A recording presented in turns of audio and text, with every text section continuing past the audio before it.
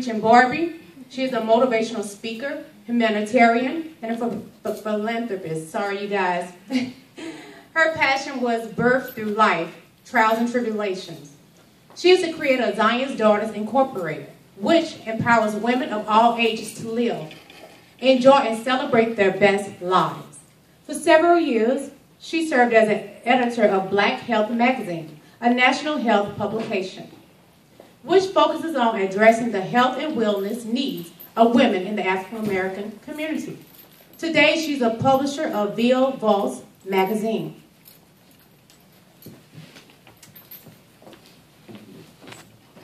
This is for Brandi, but this is also for everyone.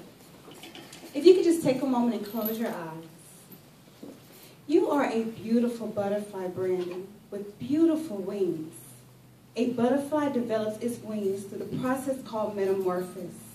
This is a Greek word that means transformation of life and change into shape. Butterflies, unlike grasshoppers, crickets, and dragonflies, go through a complete metamorphic stage. When I think of you, Brandi, I think of a butterfly. The first stage is its egg. The egg takes time and eat away with things in life just to develop into form. After which, the second stage, and during this process, very few aged eggs will complete its developmental process. In your mother's womb, you were developed by God. You were created to be wonderfully and fearfully made, beautiful in God's eyes. You were made whole then, and you're still whole now. Out of the eggs hatch into a caterpillar. The caterpillar's job is to eat and to consume life. You have consumed trials, tribulations, issues, circumstances, challenges, both positive and negative. However, you would still reign, my queen. You would still live a life that is very beautiful and inspire many that see you. But when the caterpillar is fully developed, it transitions into something very beautiful. It hatches out into a cocoon where it resides for a little while. And during this time, life takes its toll, both positively and negatively. But inside the internal system, it's reorganizing itself and transforming itself. It's leaving those things which are behind, and it's moving forth to those things that are to come. You are more than a conqueror. No weapon that is formed against you will be able to prosper, and no evil word can take form in your life and take root. No evil word will defile you.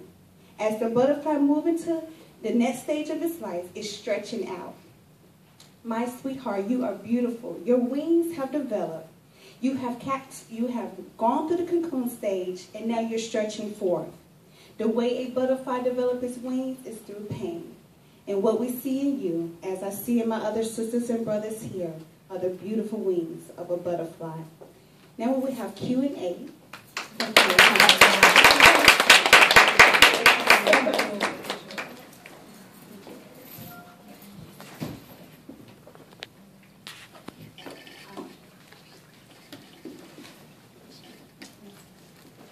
Does anyone have a question for our beautiful butterfly here? Hi, Brandi. I want to ask you, on your journey with this, what were some of the ways that you had to communicate with Christ?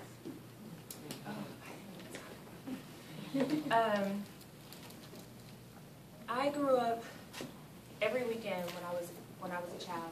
I would go to church. I went to church Wednesday. I went to church Saturday, Sunday, but sometimes Friday too.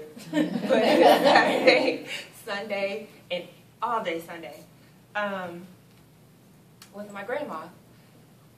I was on the drill team at church. I did everything with my church. When I went to college, I lost my way. It's not that I didn't want to go to church or I was like, I don't believe in God. It wasn't nothing like that. It was just I lost my way because I was running track at the early part of my college, and I was traveling, I was partying. I just forgot to go to church. Sunday for me was to go to sleep. And I know for a fact that I went through, part of the reason why I went through what I went through is because I was about to leave. I graduated college and I was about to go to my fiance. I was about to live a life. And like, God was probably like, girl, I will have to stop you so you can understand what's going on. I'm still here. Hello. Because I really lost my way. But when I was going through cancer, T.D. Jakes was my pastor at the time. I would go to church. I got back into what I knew was with God, and I still had that. And my husband didn't grow up in the church house. He wasn't like me, so I know that God just needed me to help him, to help others, and to also just not forget about him, because if it wasn't for him, I wouldn't be here. I remember it's my 5th cycle of chemo, and I remember him saying, my doctor saying, I was only supposed to do 3, but I remember him saying, Brandi, your blood work is going back up, and it's going up rapidly, and we got to do a 6th cycle of chemotherapy.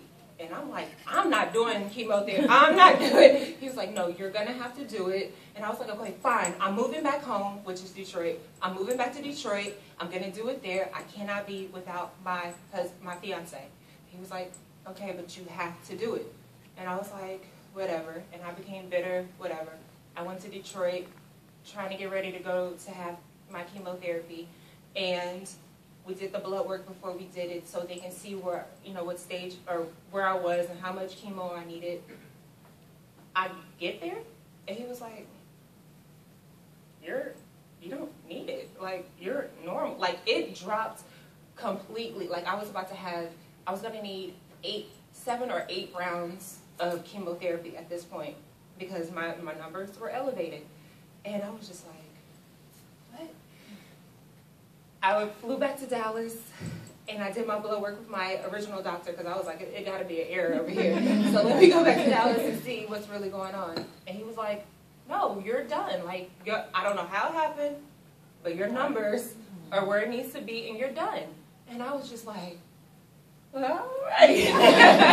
And that's nothing but God. It's just like, I was talking to my publicist, and it wasn't the doctors that healed. God gave the doctors the hand, gave him the medicine and everything, but God is the one that heals me and made everything okay for me. And I'm so thankful for that. And if anybody doesn't know that God is real, I definitely know that He's real, because with my baby, my miracle baby, like, he wasn't even supposed to be here. Like, I was supposed to have somebody else care for my baby, but God is real. He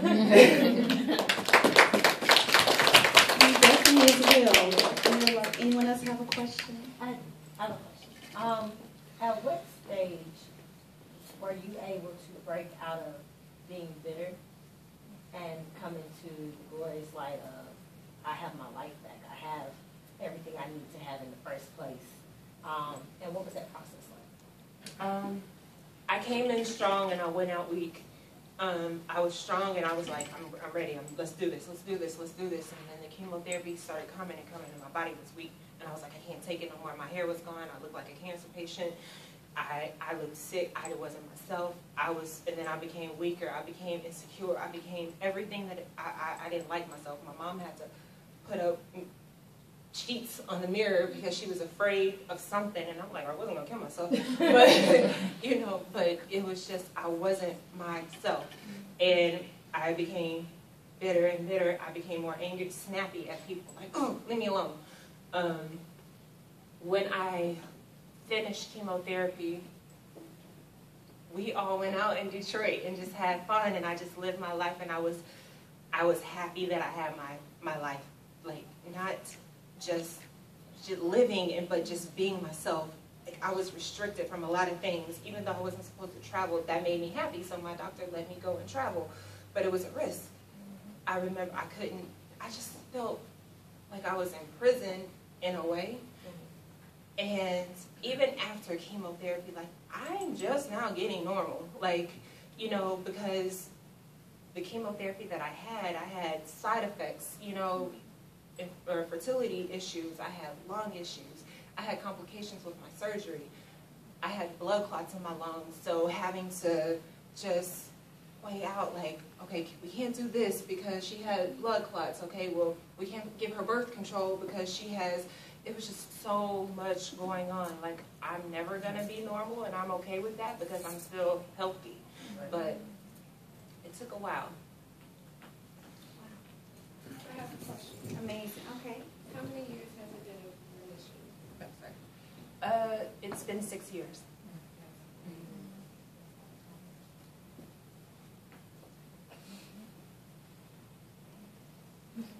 Can I add something? Yeah. I just want to make a comment. Yeah.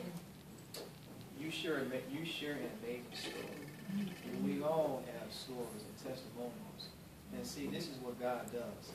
You know, we go through things because we have to reach out and encourage others. You know, my wife and I have a testimony that of our own. You know, and we went through a trial, we went through a tribulation, and we're at a point where why? It was God calling us, reaching out to us to get us back into that place. As you mentioned, you were brought up in the church every, weekly, and you stopped going. So God said, what happened? Brandi, you're my child. I need you. I need you because I have greater purpose for your life to help encourage my children. Because we're all God's children.